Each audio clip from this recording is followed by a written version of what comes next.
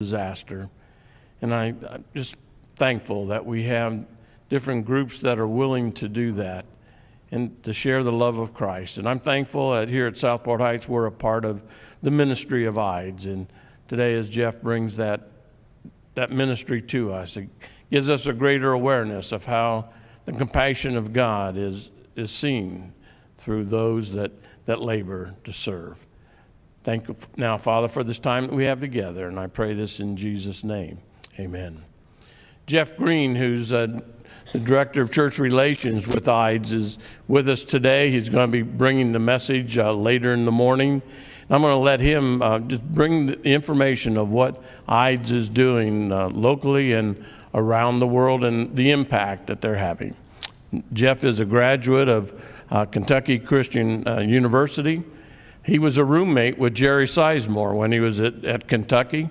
So he has, his relationship with this congregation goes back quite a ways. And back in 1977, in the midst of a cold winter, the Kentucky University Choir got stuck in Indianapolis. And they sang a concert here, and we took care of them. Jerry did, and maybe Jeff will relate some of those experiences, how far he goes back with Southport Heights. But Jeff, throw on. Well, good morning. Good to see everybody this morning. I'm so grateful to be here. I do remember, like it was yesterday, time goes by so fast. I can relate to John Denver, where he sings that song, "The days they pass so quickly now, nights are seldom long." Do you ever feel that way sometimes, where it's that way? And the days just really go by, and all of a sudden now we're at the end of July for 2022. And just so grateful to be able to be here at Southport Heights. Have a lot of good memories here, and of course the Sizemore family. I just appreciate them so much. So I have the privilege of being able to be the Director of Church Relations with IDES. And so I travel throughout the United States sharing with churches about all the things that we are doing.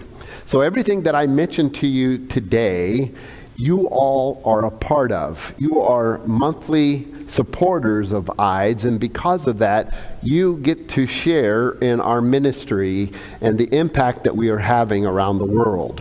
Now, later in the sermon, you'll hear some of these same kind of things, but I'll try to make them different enough so that you can be engaged in what we're trying to do and what you all are doing around the world. So IDES stands for International Disaster Emergency Service. And we are a mission organization that was started by these two, Milton and Janet Bates. Milton and Janet Bates are our founders, and back in the early 70s, around 1970 to be exact, there was a horrible storm that hit Bangladesh. And back then, the way we got our news was usually through newsprint, radio, and television. If you were like me or around my age, you remember at 6:30, and I think it's still 6:30 today, but we have so many ways to get our news today.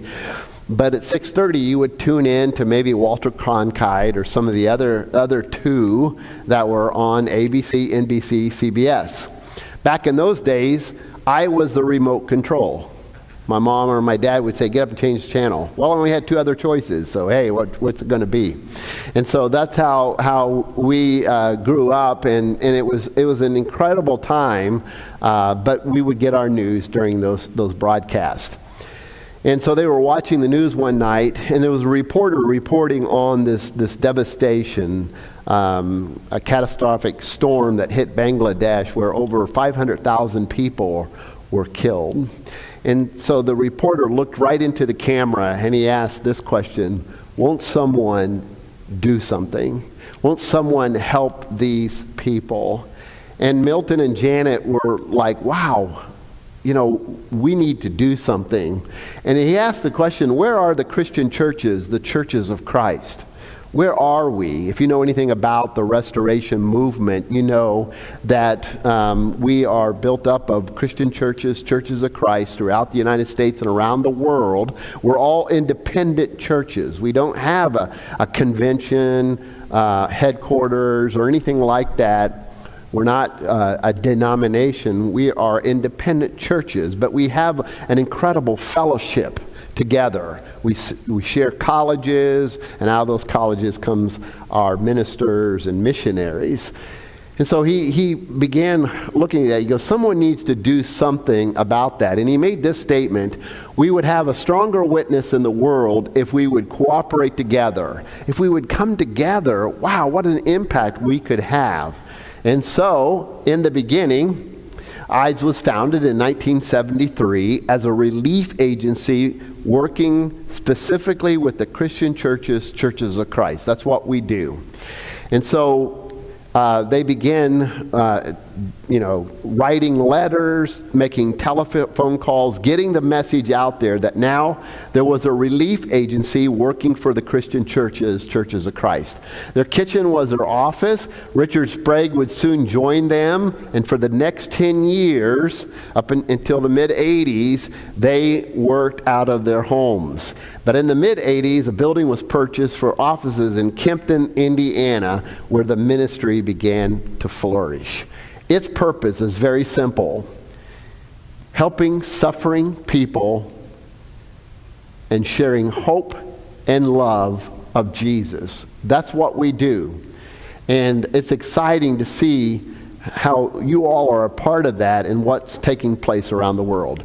We accomplish our mission through the support of churches and individuals on behalf of international ministry and mission partners. And we take this from the book of Acts, Acts chapter 11, verses 27 through 30. It says, during this time, some prophets traveled from Jerusalem to Antioch. One of them, named Agabus, stood up in one of the meetings and predicted by the Spirit that a great famine was coming upon the entire Roman world. This was fulfilled during the reign of Claudius. So the believers in Antioch decided to send relief to the brothers and sisters in Judea, everyone giving as much as they could. This they did, entrusting their gifts to Barnabas and Saul to take to the elders of the church in Jerusalem. This is the model which we follow.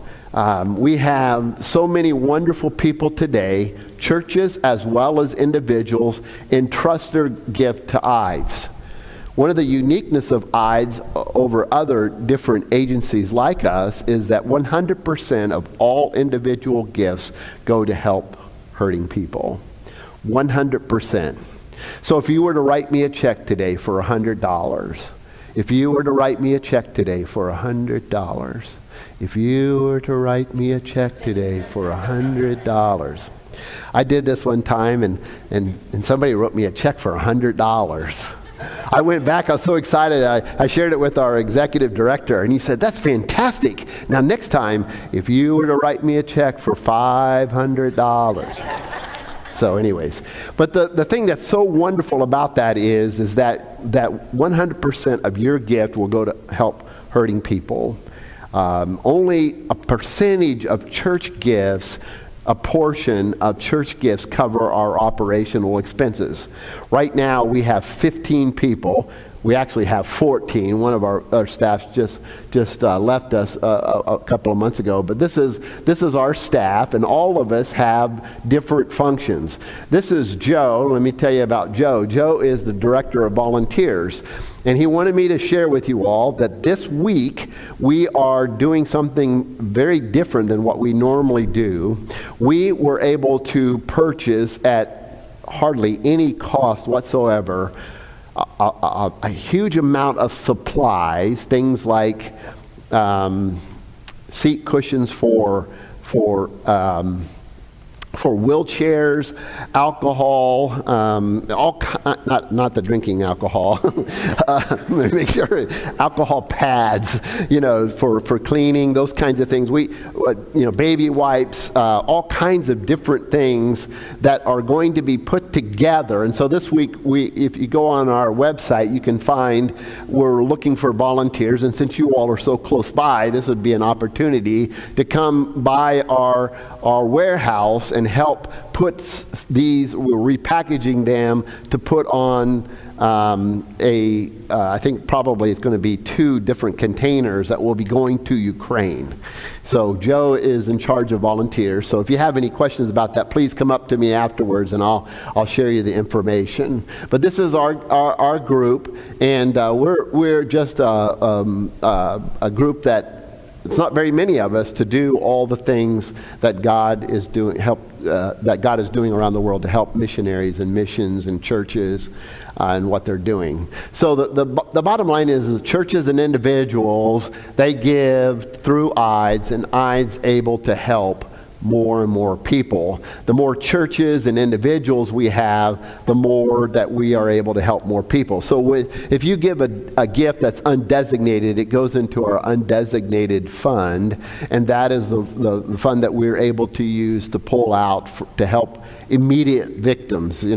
Like back in August of last year, there was an earthquake that hit Haiti, and we were able to respond within 48 hours.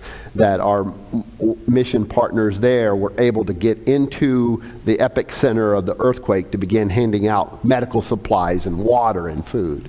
So that's how quickly we can get there now. So IDES mission has 5 focus, and you'll hear this again in our sermon today, but you'll hopefully by the end of it you'll know exactly what all these mean. We have disaster response, because that's in our name, IDES, International Disaster Emergency Services. But we also go and we try to do more and more proactive things like community development, medical care, but we do also hunger relief. But everything is centered around evangelism. Evangelism is our core. This is what we want to have at everything that we do, that the gospel is being shared, and the results of that sharing, that people come to know Christ. Let me give you a couple of examples of that. We have been working with the Karen Hill tribe. If you know anything about them, they reside in Thailand, but also in Myanmar. They've been victims of violence in Myanmar, and so many of them now are moving out of that country and into places like Thailand and India. But IDES provided funds to deliver unmilled rice to 7 Karen Hill villages whose rice and fields were destroyed by flooding. Some of that rice was consumed, but the rest of it was planted. And we're doing the same thing again. We just got told this week, in the coming days, we're going to be working with another group of Karen Hill tribe people to help them with their situation with rice. And so what happens is that we provide the rice, and the rice is then distributed out into the community. And then after they do this, the evangelists that are our mission partners will follow up, and they begin teaching the gospel. And as a result of that, the Karen Hill tribe, this was just happened this past year, 11 people were baptized into Christ, resulting from the follow-up that they had. This is the ideal situation that we want to have every time we go out, and we're just so grateful for our mission partners and the way they present the gospel. Another group that we've been working with regularly is with the Turkana. The Turkana are in the western desert region of Kenya. They were an unreached people group back in the 80s, as far back as the 80s. And then Christian Missionary Fellowship began working with them. And in the 90s, they began helping, seeing the great needs that were there, and starting church work. But they quickly discovered that these nomadic people were starving. 1 out of 2 children died because of water-related diseases. And so what they began discovering was if they could find a way, deep water was down below. If they could drill down and use solar energy, they could use the water for drinking as well as for irrigation. And that's what you see here. This is a farm. It's not a typical farm that we see here in the United States, but this farm right here will feed 10 families or about 100 people, and they're not only using it to eat, but then they can also distribute it by maybe even selling some of it to other people within the Turkana tribe. And so one of the great responses has been is that because now that they are being fed physically, they are more open to the missionaries and the leadership to talk to them about Jesus. So here you see a typical church gathering. This is what they call Discovery Bible Studies, and you can see the number of people there. Usually they meet under trees where it's cooler, and they hear the gospel, and the gospel is presented in very unique ways in order for that to be out in the people's, that they can take it to other people. And so the results of this it's been pretty amazing. Our partnership, we have done 40 farms since 2014. Over $1 million has been invested. And the results from this investment, each farm feeds 10 families, about 100 people, 900 families with access to irrigated farming, 2,500 discipleship groups with 9,000 plus members. 100 churches now have been developed, have started amongst the Turkana. And since 2017, there has been over 7,000 baptisms. This is the result of where you have that cross-section of feeding and helping them get on their feet, providing them with a way to earn a living, plus also to provide for their families. And then they become more open to the gospel than ever before. We're so grateful for all the hard work that's been doing there and over the years. Kip Lyons is the executive director of CMF, Christian Missionary Fellowship, and he told us that he had worked with the Turkana for 10 years. And in 2008, he left to come to the United States. And when he left, people were coming up to him begging for food. And but then he returned 10 years later.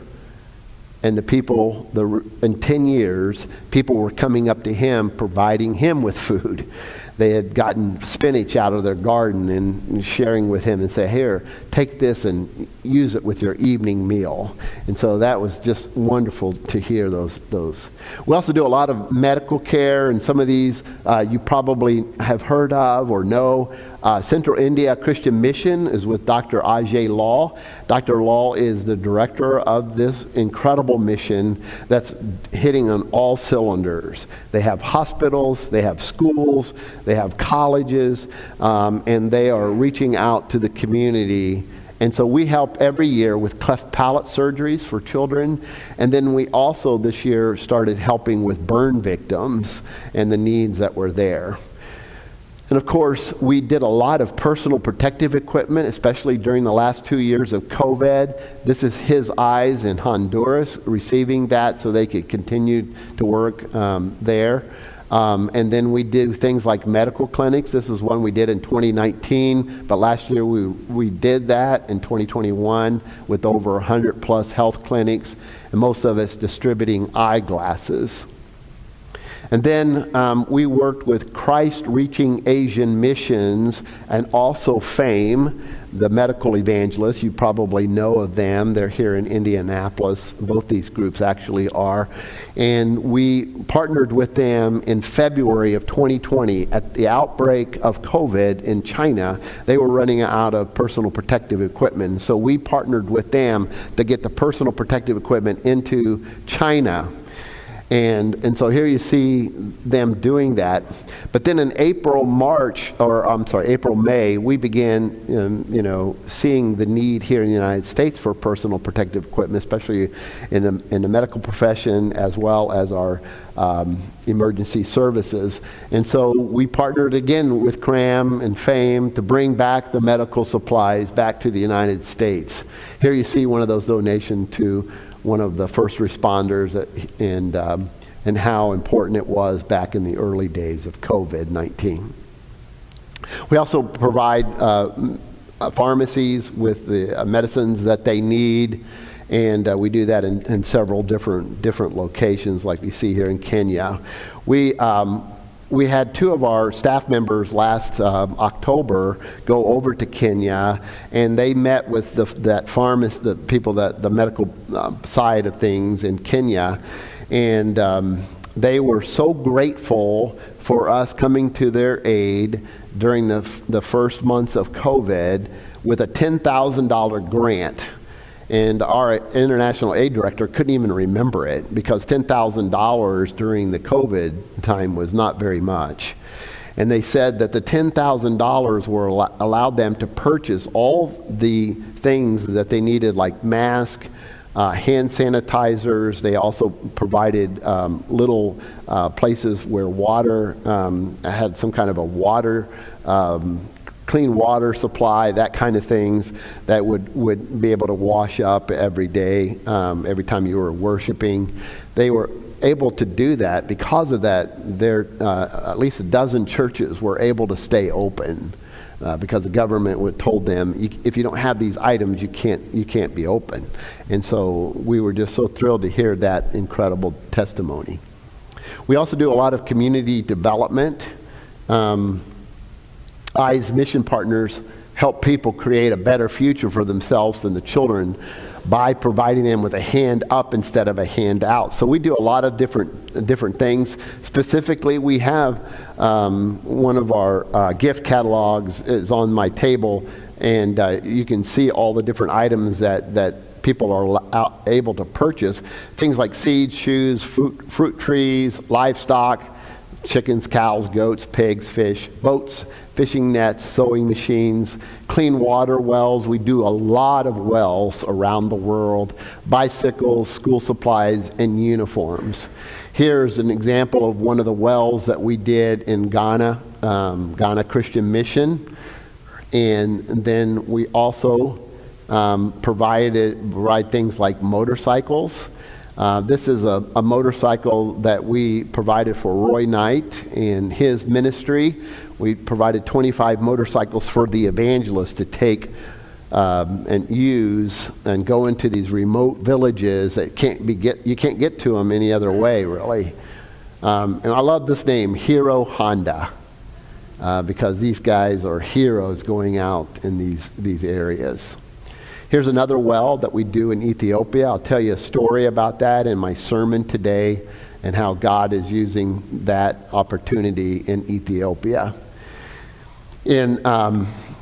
We've also worked with, we have a lot of people, especially women and children, that are in the slave trafficking.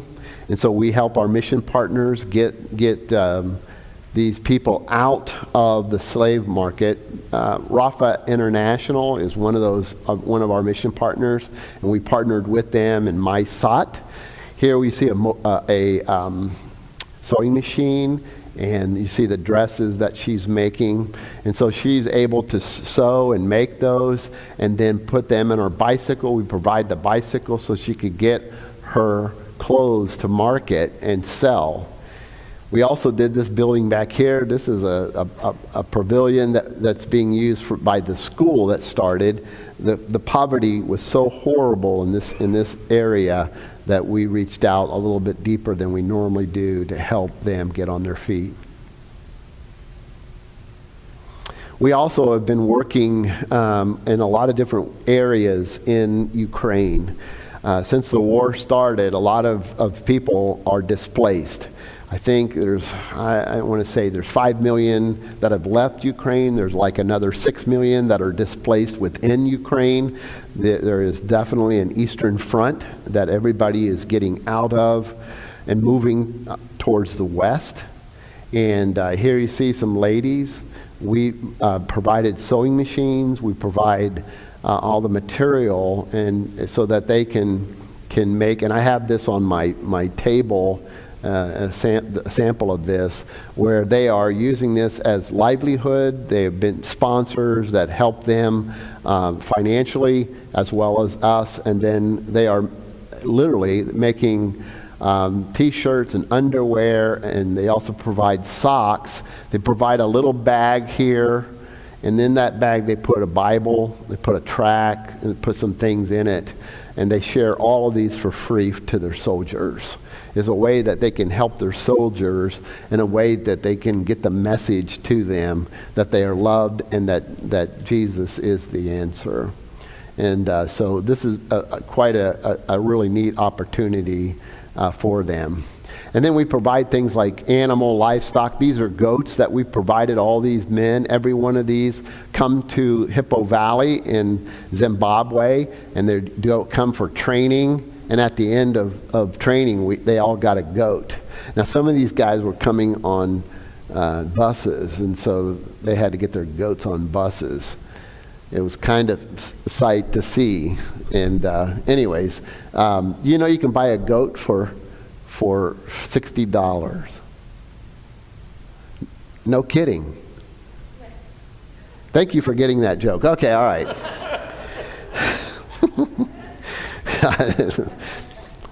I'm sorry, it's terrible. It's like, yeah, I know.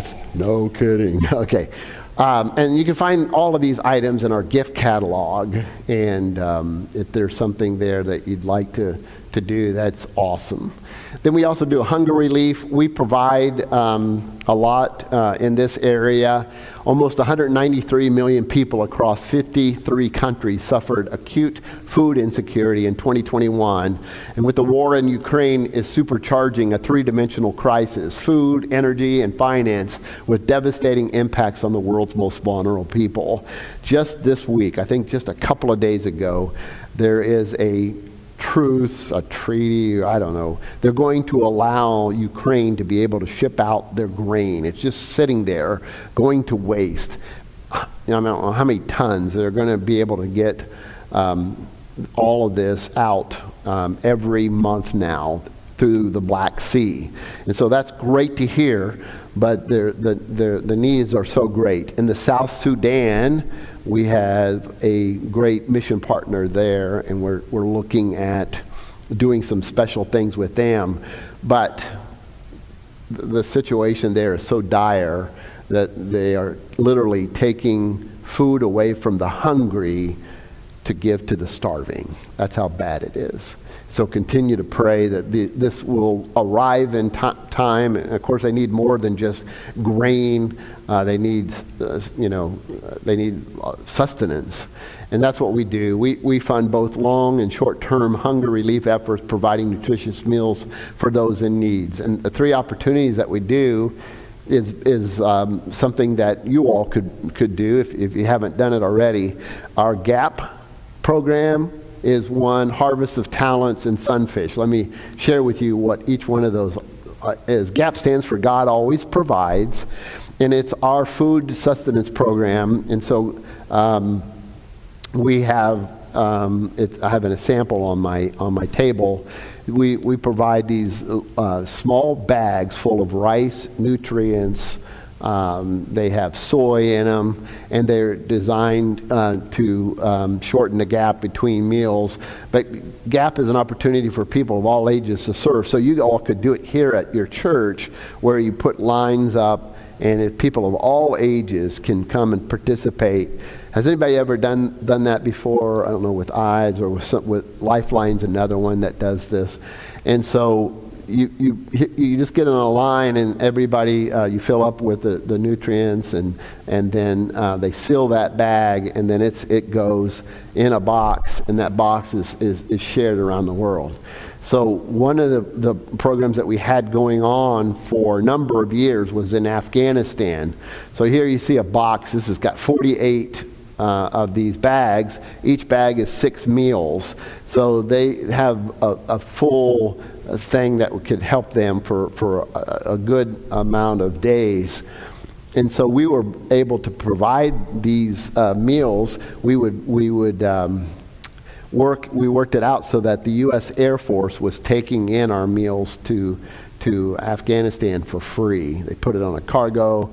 They would get over there, and then our mission partners would be at the airport to pick up all of the supplies, all of the boxes, and they'd be able to distribute it that way. Of course, now we have to look for other ways because the airport is closed, and so we can't get it in there like we once did. But we are doing some things there. We had a $300,000 project to get food into. There are ways to do it. And now we're working with the earthquake victims in eastern side of Afghanistan. And here you see an example of how it looks cooked. We also do Harvest of Talents. Harvest of Talents was started back in 1984. Last year we had almost $200,000 raised. This is for long-term food distribution. Usually it's the staples that they need, like rice and beans and those kinds of things. And so what we do for Harvest of Talents is church members and people of the community come together by bringing items that are handmade and sold off at auctions or through purchases. Some examples are quilts, paintings, needlepoint, crochet, woodwork, furniture, wall hangings, wreaths, Christmas ornaments, goodie baskets that include gift certificates from local merchants, and food, lots and lots of food. And so here you see the items. It doesn't show as good as I would like, but you can see paintings down here. You can see handcrafted things, a little doll, furniture, and somebody here looks like they made birdhouses. And so these are all auctioned off, and 100% from the auction goes to help the hungry, feed the hungry. And so we're so delighted. We have 5 churches right now that are doing this on an annual basis.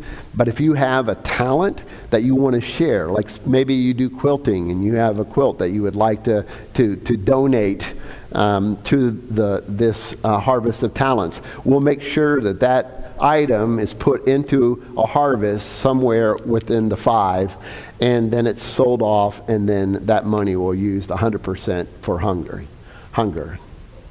Okay, so it's kind of fun, and they do all kinds of different things. You can see other items here that are auctioned off. And then the third thing that we do is our sunfish.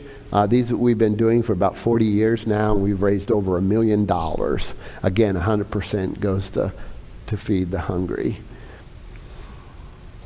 We had one little boy that picked one up, and he went and he decided, I'm going to fill this up. I know where all the money is. He would always watch his grandparents when they went through fast food. They would have change, and instead of putting it somewhere, they just dropped it on the floor. So he knew where all the coins was. He filled it up that same morning. He went out and filled it all up and brought it back in. Cleaned out the car at the same time. It was amazing, you know. The thing I love about him is once you fill it up, then it gives you instructions of where to write a check for that amount, send it to IDES, and then you still have all those coins to refill it. Keep doing it every year, every month. Anyways. Disaster response, of course, this is one of the big things that we do. Here you see a thing that we hate seeing, hurricanes, especially in the Gulf. The last few years we've been working specifically in the Gulf. Here, and these are our disaster response in 2021. Hurricanes Laura and Delta in Lake Charles, they actually hit in the fall, the late summer, early fall of 2020. We got in and we started working with the church there, South Central Christian Church, or South City Christian Church. And we got a tarp on the church, but then 40 days later, Hurricane Delta, because they ran out of names that year, hit within 18 miles. The center was 18 miles from the church. So, of course, they got most of the damage. And so it ripped off the tarp and dumped more water. So everything in the church had to be gutted and we had to redo the roof. But that was just one thing that we did. We always go through the church when we have disasters. A Christian church, Church of Christ, we always work through the church because they know the community. We used this church as our headquarters. Wasn't anything fancy. We brought in showers so that churches, volunteers would come in and spend a week there, and they would eat at the church, and then they would be breakfast, and then they'd go out into the community. We helped over 35 homes, repaired 35 homes for this. And it took us about 8 months to help in that area. We also did a lot of things in Kentucky. Kentucky floods, Georgia tornadoes, floods in Tennessee and Virginia. Hurricane Ida then hit in 2021 in southeast Louisiana, and then tornadoes in Kentucky. And we are still working in Kentucky because of the devastation there. We have some things going. I'll show you a picture of that.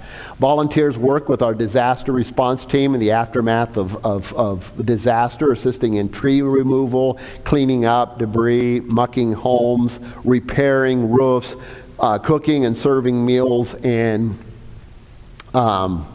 building storage sheds. We have a ministry. Part of our ministry is building these storage sheds. The storage sheds are 8 by 10. They're very large.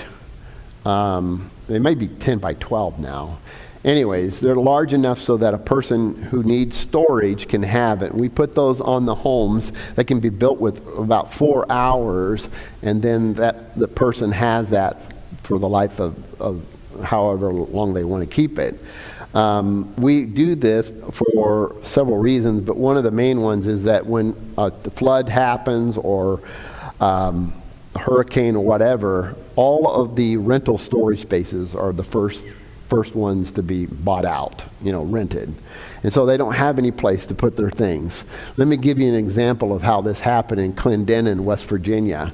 You can see this house back here. Clendenin, West Virginia in 2016 had a like 100-year flood. It happened at night. And so this is Rose's house. Rose had her family begin, they got their vehicles across the street, and then they took a canoe back and forth, getting as much stuff out of it as possible. This is all at night. And it was in like July of that year. So it was hot and muggy. And so they spent a couple of nights out here. There's a road that runs right here too. You can't see it because of the flood. This is her house after the flood. You can see all the muck and stuff. Had to be completely gutted. But one of the things is she had no way of storing anything. She couldn't store it in her house. And so we put in this storage shed in about 4 hours. And now she had a place to put her things. And she was already putting things in it before we even left that day. And she told us we don't know what we would do without the church. And that's just wonderful to hear, because we are working through churches. We want them to be the light in their communities. So we have volunteers that come in and they prefab these sheds. These guys work on a weekly basis. They come in. They just love working together. We have also the need of churches to get their groups together to do our food packs. And here's an example of them out in cleaning up after a hurricane or tornado. I think that might have been a tornado. One of the things that this kind of work isn't for everybody. It's not like let's bring our youth group, that kind of thing. It's hard work, and it's laborious, and it's hot, and can be very dangerous as well. Last year, we had a passing of the baton. Rick Jett had been our executive director for 19 years, and he retired and passed the baton over to David Stein. And David's been doing a fantastic job of leading us. In 1 John 3:18 it says, "Dear children, let us not love with words or speech, but with action and in truth." And you all are being a part of this, or seeing how the missionaries and our churches are doing incredible things around the world. We offer training. This is Ed. Ed does training for Prepare to Respond. We encourage churches to go through that. It's a free training. Takes about 4 hours. He'll come and share with you all the things that churches need to have ready. It's great for leadership especially to know. And then we also do safe worship. These are training to safeguard places of worship. In this day and age, we need that more and more, unfortunately, and how important that is. We also provide children's programming. Here is Indiana Josh and the Search for the Lost Relics. This is like a 5-minute every day, 5 to 6 minute little vignettes of Indiana Josh trying to find the lost relics. And each day we share about how IDES and what IDES does around the world. So continue to pray, volunteer, and donate. Here's the things that we are currently involved in. Myanmar is one of those areas that's been hit hard by everything, from COVID-19 to flooding to the situation with the army takeover last year. They are burning villages, and it's causing refugees to go all over the place, inside and outside the country. So we've been helping a lot with that. India continues to have issues with flooding and food. Afghanistan, we are having a refugee response there because of all the things, the turmoil that continues to be there. In Haiti, we have built 25 homes. This is one of the homes that we build. It's not fancy, two-room home, and we were able to put that up for $10,000 and continuing to do that. This was after the earthquake. They have a strong foundation, better than they've ever had. We've been told that these are generational, which means that it would take several generations for a family to purchase a building like that. South Sudan, medical clinics, also with food. Tennessee flooding last year. We just finished up with a project helping in the city of Waverly, and then we've been in Des Moines, Iowa, as well as Kansas this year for tornadoes. Here's what we continue to do in Kentucky. You can see this is a before, Bowling Green, Kentucky area, and then this is the after. This is one of the houses that we just completed, and how God is opening doors there. This is Grace. Grace lived in a condo that we were repairing her roof at that time. This was like just a few days after the tornadoes hit, and back in December. And I was just listening to Grace's story and how it impacted her. Next door was a house that's barely some of the structure was still standing. Her subdivision had 15 deaths, and it was just so sad to hear some of the stories that came out of that. We've been helping in the Philippines as well. Back in December, they too had a major storm that went through. So far, 750 family homes have been rebuilt. That's a lot of homes, and of course the structures there are a lot different. A lot of them are bamboo structures, but we're able to provide a place to live for families. Tons of food have been given out. One of the things that's been remarkable about this, they've covered medical bills. You can see the tin roof that they're getting ready to put up. Since the typhoon back in December, almost 6,000 people now have joined their weekly Bible studies. I found that just so amazing. I had to read it 3 times. That's a lot of people that are engaging now. And we like to say out of disaster comes help and hope. And that's what we're seeing there. And of course, we've been in Ukraine. Ukraine has been just devastated all across the country. East or western Ukraine, a lot of people have returned back. Those that live there especially are coming back. For right now, it's safe, but you never know. These are containers that we helped purchase for a camp. They had 5 acres. They didn't have very many buildings on it, and so they decided, let's use and this is in Romania, let's use our acreage, let's provide a place to live. And so these structures are put side by side, and you can see 1, 2, 3, I think there's 3 here, and they're like 7 feet by 18 feet.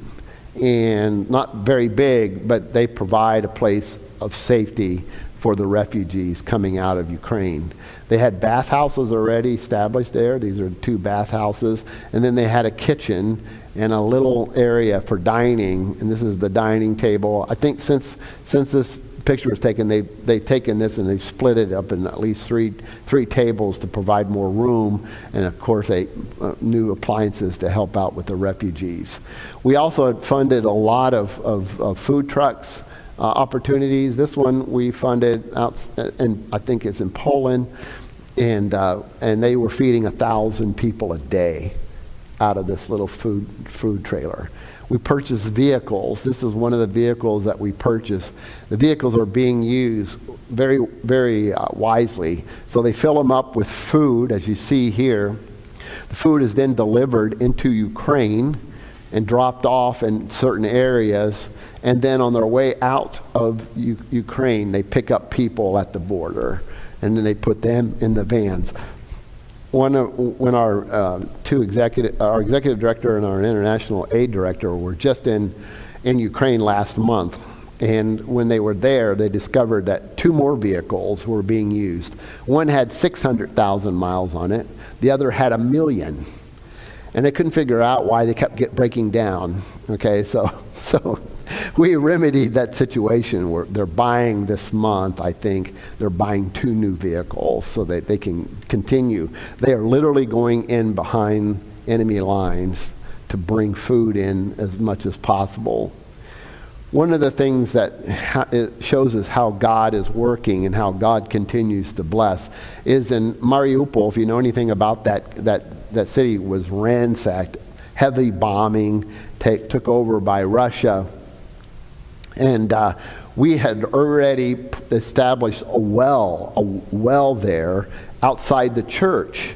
The church needed a way to help with water, so we provided a well there. It was drilled, and this water well now was able to provide water to people and saved hundreds of lives.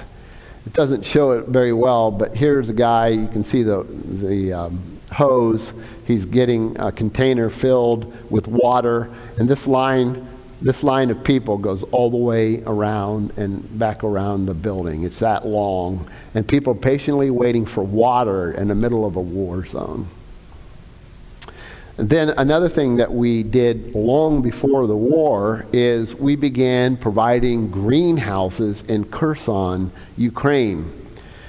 What we didn't know at the time was how God would use these for his purposes during a war. We provided, came alongside the mission partners to provide these greenhouses, and these things are huge. You can see them from the air, of course. And they've also put heaters in these so that they can grow crops year-round. And so one of the things that they were hoping was that this would provide that livelihood, development with their church community to provide extra funds. Now it's being used to provide food for their community. One of the things that's been happening is that the farmers in Ukraine, especially in the east, or the eastern part, they can't get their crops to market because they are being destroyed by the Russians. The Russians only want their crops to be sold at market. And so there's been all of this turmoil. And so far, let me go back here a second. Went too fast. So far, they have been able to do this without any interference. So continue to pray that they can continue to make these crops and help the people there. So Milton Bates, remember, he said we would have a stronger witness in the world if we would all cooperate together. And so since the beginning, we've been working with countries around the world. Last year, we worked with 37 countries. And here you see a picture of the different countries that we worked with. Already this year, I'm pretty sure we've already surpassed the number of countries that we've helped in the last 6 months. And these are all the countries that we've helped, 131 so far, countries around the world since the beginning in 1973, bringing help and hope in the name of Jesus. And we just love what God continues to do with people all around the world. So that's a little bit about IDES. These are some of the things that we're currently doing, some of the things that you all are blessing us with, and we can't thank you enough for what you mean to us. Does anybody have any questions they'd like to ask? Any questions you might have? It's okay if you don't. That's perfectly fine. Again, I'll be sharing some stories in our worship time. And now you have a good, solid background of what IDES does. And we're just so grateful for your partnership with us. Okay? Well, thank you, Jeff. Take an opportunity and go to the booth, the table that he has out in the foyer. Ask him any questions that you were hesitant to ask while he was here today. What an opportunity to spread the gospel and to share Jesus, and one other mission that we're involved in accomplishing that. So take an opportunity for the worship service and visit with Jeff individually. Thank you.